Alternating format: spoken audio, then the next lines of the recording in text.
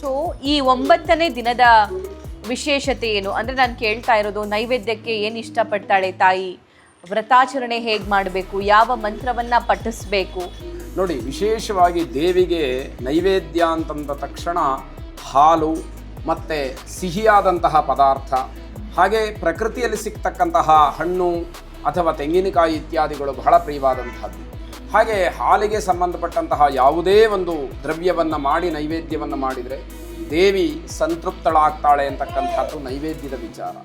ಇನ್ನು ಆಕೆಗೆ ಪ್ರಿಯವಾದಂತಹ ವರ್ಣದಿಂದ, ಅಂದರೆ ಏನು ಗುಲಾಬಿ ಬಣ್ಣದ ಬಟ್ಟೆಯನ್ನು ನಾವು ಧಾರಣೆ ಮಾಡಿ ಆಕೆಯನ್ನು ಪೂಜಿಸಿದರೆ ಆಕೆಗೆ ಬಹಳ ಸಂತೋಷ ಆಗುತ್ತೆ ಅಂತಕ್ಕಂಥದ್ದು ವಸ್ತ್ರ ವಿಶೇಷ. ಇನ್ನು ಹಾಗೆ ಕಲಶ ಮತ್ತು ಪ್ರತಿಮೆಗಳಲ್ಲಿ ದೇವಿಯನ್ನು ಆರಾಧನೆ ಮಾಡ್ತಕ್ಕಂಥದ್ದು.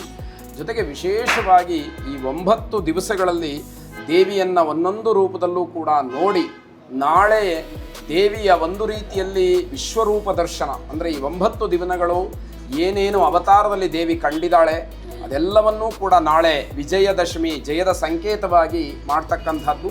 ಇವತ್ತು ಕೊನೆಯ ಪೂಜೆ ಆಗಿರತಕ್ಕಂಥದ್ದು. ಆ ಸಿದ್ಧಿದಾತ್ರಿ ಎಲ್ಲರಿಗೂ ಕೂಡ ಅಭೀಷ್ಟಗಳನ್ನು ಉಂಟು ಮಾಡಲಿ ಅಂತ ಹೇಳಿ ಮತ್ತೊಮ್ಮೆ ಕೇಳೋಣ.